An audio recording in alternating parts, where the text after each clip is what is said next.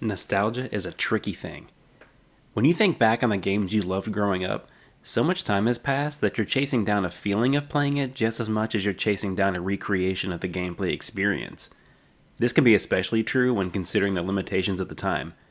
What seemed like a grand, stunning, never ending landscape in 1998 could probably fit inside one minor city in a game from 2023. But this is also what makes a good remaster or remake so special. There are a million ways that this can go wrong, and even one minor hiccup can completely soil the experience. But sometimes, a game will come along that does every single thing right.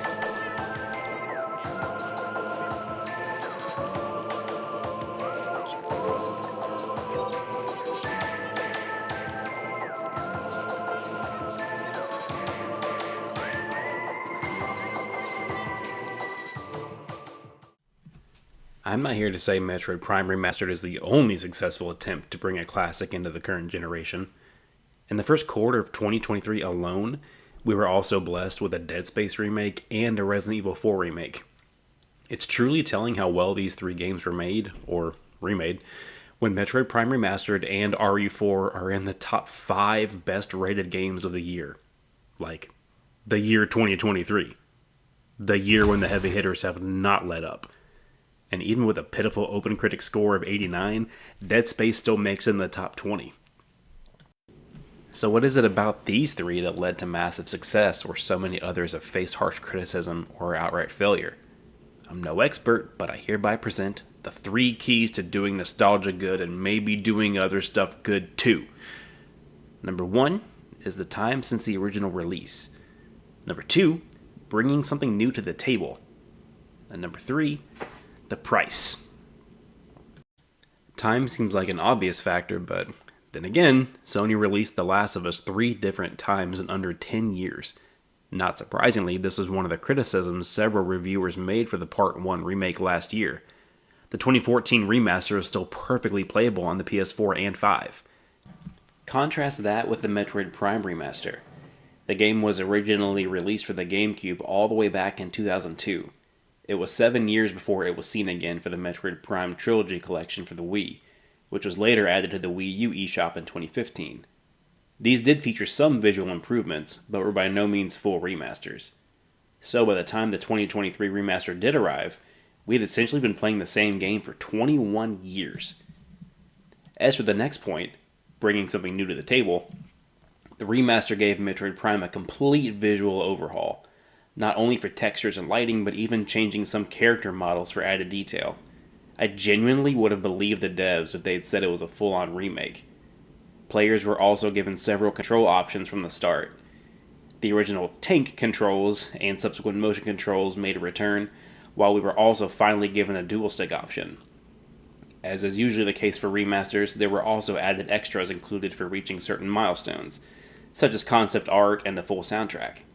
To put a bow on it all, Nintendo made the very un-Nintendo choice to sell it for only $40 USD. Let's pull The Last of Us Part 1 back in. The updated graphics and character models are undoubtedly gorgeous, and the addition of several accessibility features surely helped bring the experience to even more players than before. However, many reviewers point out that the game's structure still feels very much stuck in 2013.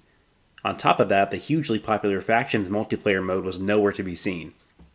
Finally, Part 1 was sold for a full $70 when it first launched, which was also rightfully balked at by gamers. That being said, these 3 factors can all shift in importance depending on the game and the gamer. Control Ultimate Edition was released just a couple of years after the base game, so that's a ding for time, but it came bundled with the DLC, was only $40, and had several visual and quality of life upgrades that took advantage of the Xbox Series and PS5 consoles. So the other 2 factors made up for it, at least for me. Likewise, plenty of people jumped at the chance to play The Last of Us Part 1 because of the visual overhaul, despite the hefty price tag and brief window since the previous version's release. This also serves to bring the discussion full circle. One of the most praised aspects of the original The Last of Us is the story it tells. The brutal reality the characters are in, the relationships that grow, the choices the player is forced to see play out. In other words, how the game made us feel as we played it. And if the internet is to be believed, the visual overhaul of the 2022 remake helped sell that story even more, with the new character model sporting more expressive facial features, among other finer details. Samus descending through the clouds and emerging from her gunship in the rain-soaked Talon overworld was a stunning atmospheric moment in 2002.